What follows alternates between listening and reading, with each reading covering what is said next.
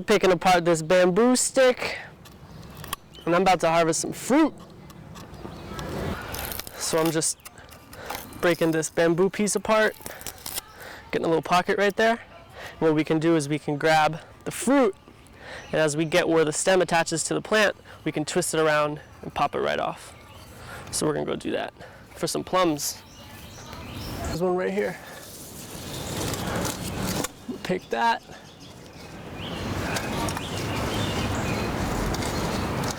You Boom. win! Did it fall through the whole thing? Nope.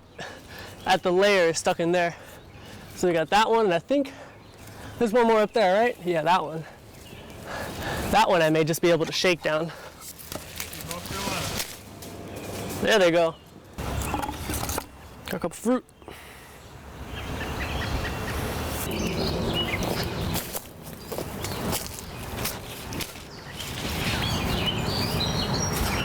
Want some cherries?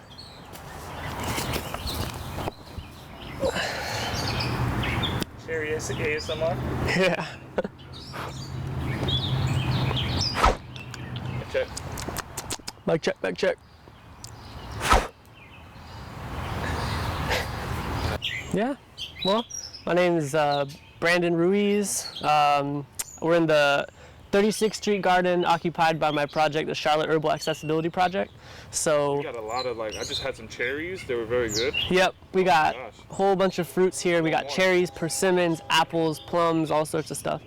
And so we've been occupying this space for about a year and a half. Yeah. And we grow culturally significant crops from all over the world for the different communities in Charlotte. We preserve our seeds for the next year. We educate on herbal medicine, You're like a wizard.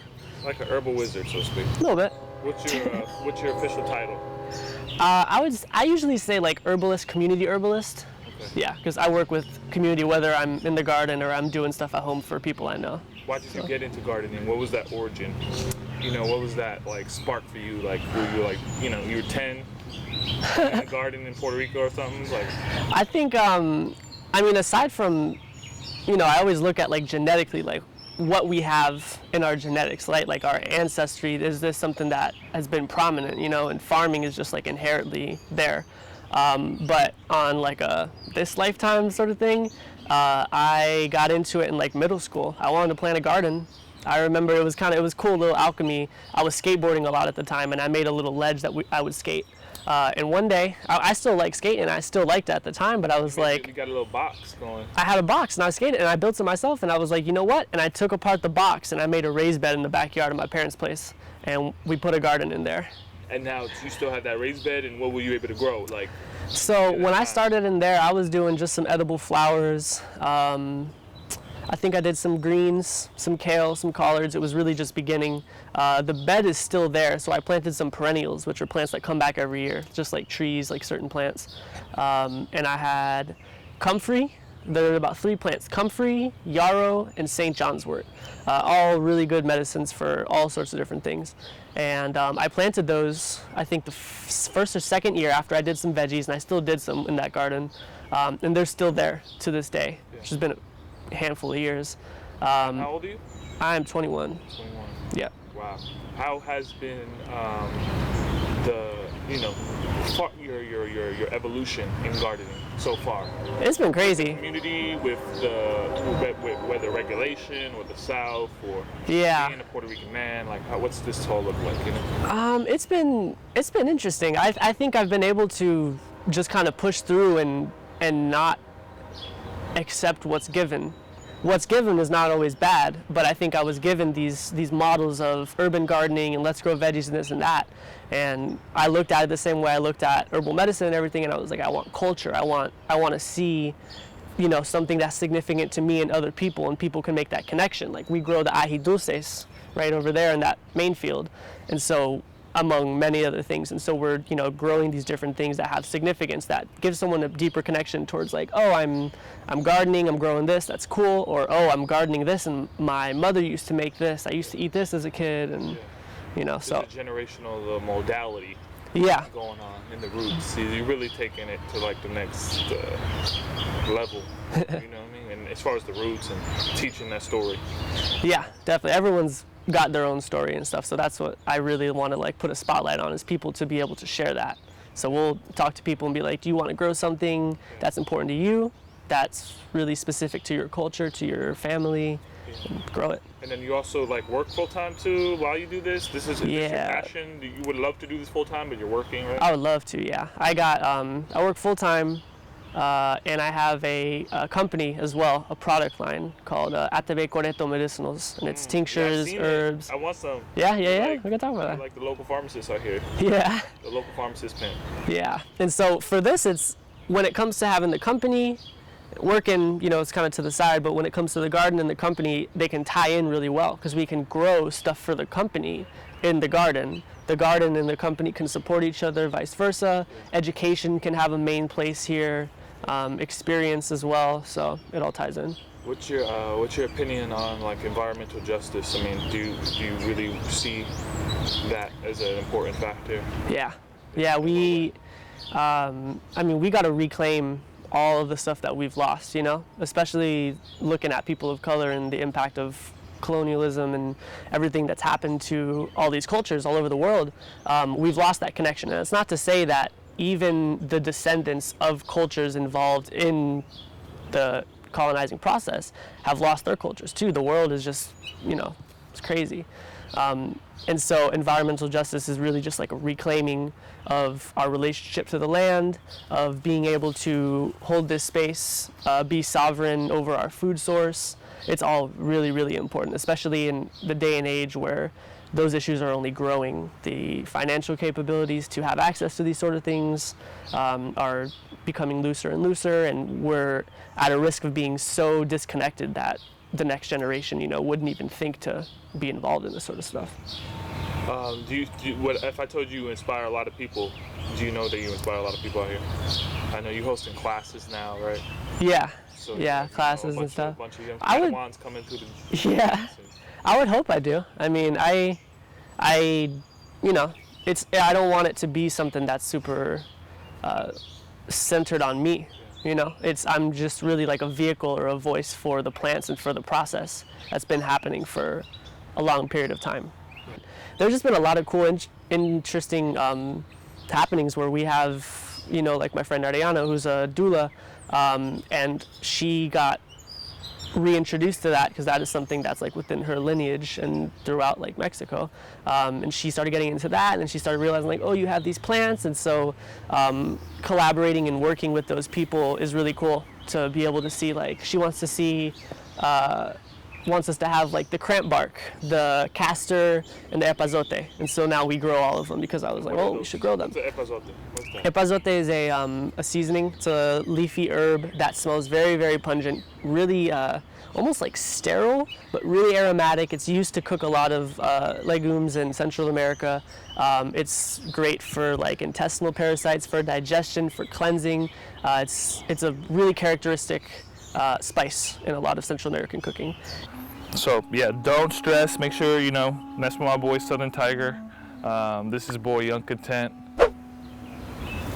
What is this? Nice. What is this? Whew, smells kind of. Let me see. Smells dynamic and earthy. I guess that's the basic thing to say. What is this? That is mugwort. It's great for lucid dreaming, for digestive aid, for nervousness, for sleep. It's used for cleansing. And they got this nice little, oh, what's this? That's skullcap. Skullcap. What's skullcap do? Skullcap's great for headaches, for nervous tension, for shoulder tension, the musculoskeletal system. Can I eat one? You can eat a little bit, yeah. Great for anxiety. Yeah, so to all my anxious viewers, we could fight this. Yo, skullcap, the sun, I know you like staying in playing video games. Like, nah. No, skullcap, we'll make a tincture for you. Hit up my boy. Tastes kind of like, whoa, what is this? That's clary sage. Clary sage is great for anxiety again, restlessness, any sort of tension, just relaxing and calming the body and the mind. Wow, that smells kind of like some green. It smells like BO. Hell no, this smells like ganja.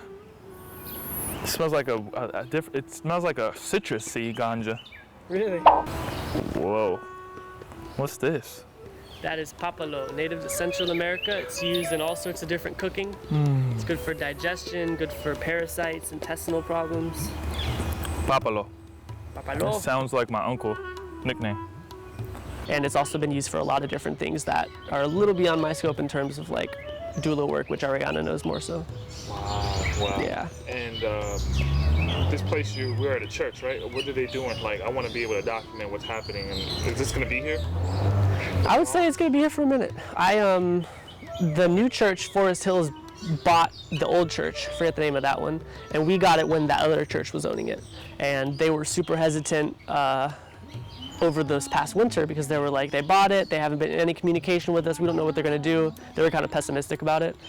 So we held off on doing winter gardens, on mulching, on getting things ready for the next year, so it got really overgrown. In some parts you can still tell. But I basically tried over and over and over to get in contact, and finally got in contact with the pastor, and they were like, yeah, use it. They may extend the building a couple feet out to which we can adapt. But I would really love to have this space keep going under the project or under something that I trust will, have it for the greater good for a while. So who's kind of your inspiration in botany and herbalism? Is there like a big social media wave out here for people that There's a big wave. There's a big wave. I think there's layers to it. There's a big wave of these people who are, herbalists and these holistic medicine and stuff like that. But a lot of times I see those people are within the wave that the Western civilization and the systematic commoditization of herbal medicine, just like everything else that the Western world encounters. They're really into it in that way, right? Then it gets a little deeper, and there's this wave of people who are looking at sourcing, at growing their stuff in a very specific way, and then even deeper, there's so many people who are reconnecting to their roots and looking at how do we decolonize this process? How do we take away the mentalities that have attempted to mold our concept of food, health, relationship to plants and the land, and take it back the way that it has been for thousands of years. So. And the way it has been for thousands of years has been a sense of antiquity and harmony, right? Or yeah, it's been relationship with the earth, and also not only that, but realizing we're part of the same essence that this all came from. So it's not natural for us to be so separate from this, and it's also not this. I don't know if it would be objective or subjective, but it's not this putting out towards, oh, I need to reconnect with nature, or I need to do something with nature and see it as this opposing thing, because we are a part of it. So. That's big. Yeah. That's real big. So when you have this your company, right? How long has it been around, and where do you hope to take that then? So that's been about 2.5, maybe 3 years. It started off really just making stuff for friends and family. They were probably loving it. Yeah. Thank you, Brandon. Chili elixir. Yeah. So, I just started making it like that, and then I started putting labels on it. Went through one wave where I was like, maybe that looks good. Nah, switched it off, a little something different. And there, basically, it's reconnecting. So that line is looking at the indigenous plants and of the Caribbean, of Puerto Rico, of these different places, and using them in correspondence to the plants that I've found myself being in relationship now here in the deep south Appalachian mountain region, right? So I have blends where we're using an herb from up in the mountains, or one that we can grow here, and then an herb from down on the island that a friend of mine can get to me, or vice versa. Do you have some more of those cherries? The last one. Ooh. It's a little funky on top, but you got it. Tart. How can people support? You can come out. We talking garden or company? Everything. For the garden. Because I feel like you need to have an army. Yeah. Righteous. We do. Plant army. You already got the soldiers around. Yeah. If people want to be a part of the project, you can check out the website. It's cltherbalaccessibilityproject.org. If you go all the way to the bottom, there's a bunch of details and stuff at the different sections, but at the bottom there's a newsletter you can fill out. And every 2 weeks we put the newsletter out. Events we're doing, donation-based classes. You can show up to the garden whenever you want or get in contact with me personally and let me know when you want to come out here. We have another garden off Tuckasegee Road on the west side too, which you've been to. And so we do some stuff over there. You partner with Bernard. Yep, I'm partnering with Bernard with Nebadiah Farms and Benu Gardens on the west side. And so we're using one of his spaces while he's working on the bigger Moringa project. And we're doing an Afro-Caribbean garden. And so we're growing all sorts of stuff from the Caribbean, Africa. We have a really hospitable environment for a lot of that stuff here. My thing is when we go make a meal, right? Like a community at the table. Oh. We could make that a thing, you know what I mean? A Oh, video of I'm trying to, because one of the big things that I like for, like I talked about, like cultural significance towards me, is that we grow almost all of the ingredients for sofrito here. We got the recao, garlic, onion, coriander, give or take a little cilantro, a couple other things like that. But I want to do classes on that because food as medicine, you know, the border is very, very fine. The concept of eating things in herbal medicine. And so I really want to do some classes, yeah. When you think of sofrito, I mean, it has a very special, you know, feeling to me. Yeah. What's that thing that people have to know about that sacred? That's like a blend. That's culturally significant, specifically in Puerto Rico, Dominican Republic, like all over. It's kind of, I think it's up in the air, like where it really came from. But it's just, you know that smell when you walk in to the house and you smell, whether it's your mother, your abuela, somebody cooking, and there's that specific smell. It's just like oil, the sofrito went in, and it comes up and it's got the garlicky onion, like cilantro flavors. That's just like, that hits home, and that brings a lot of people back.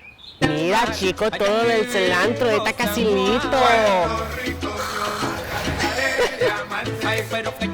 That shit felt from the heart. Yeah.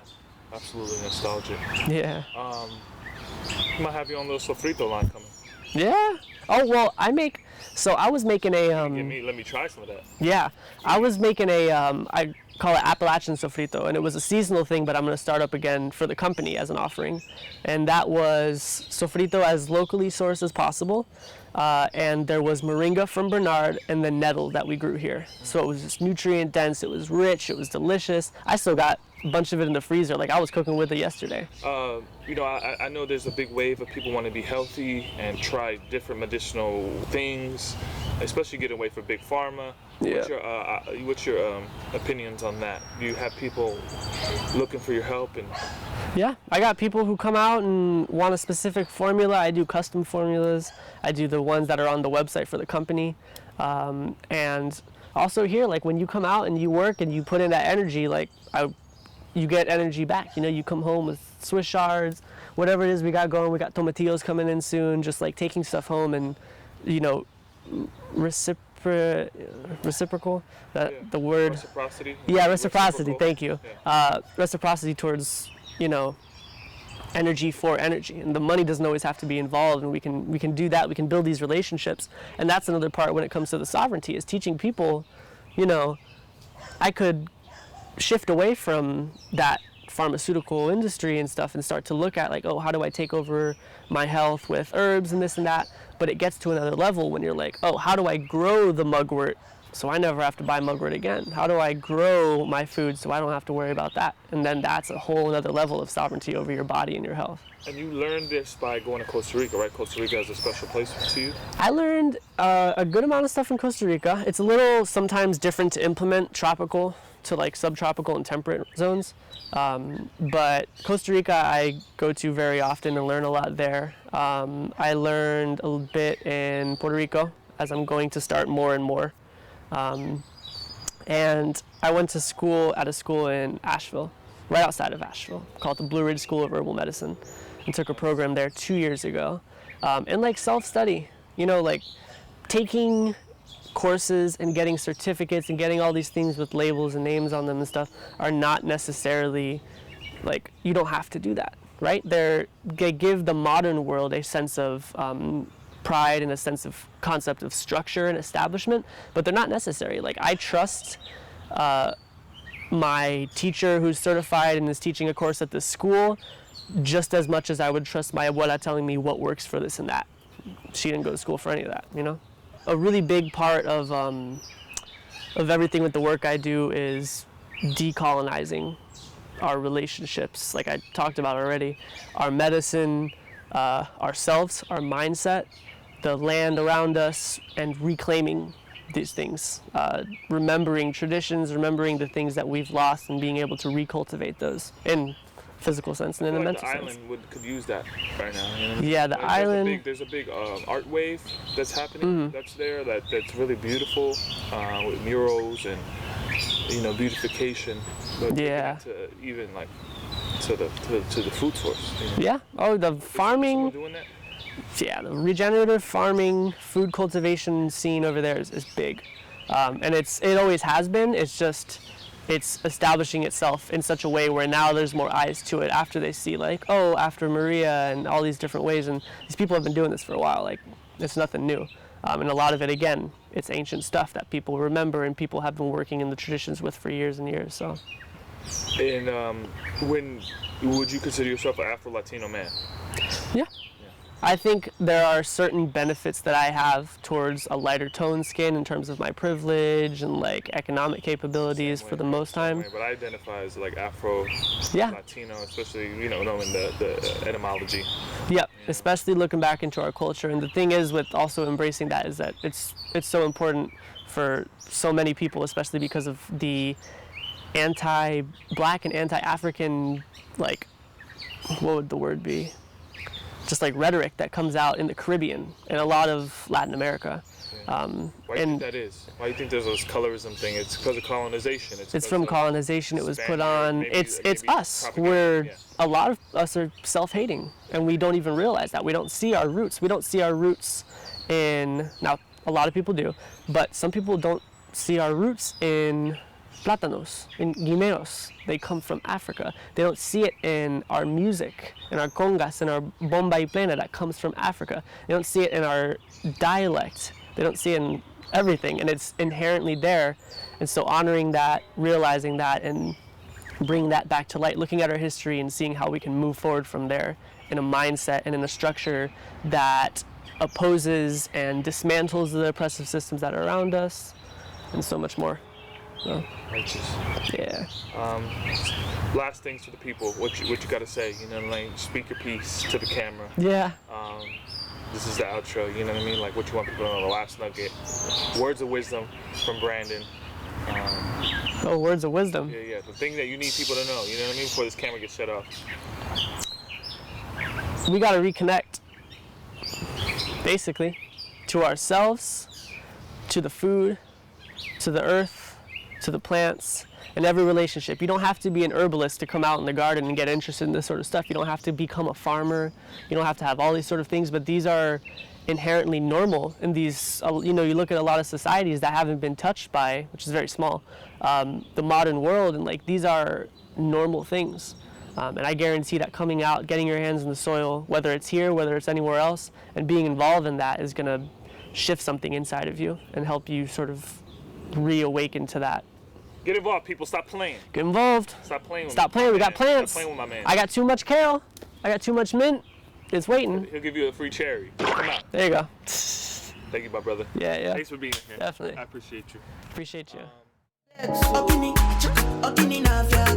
you.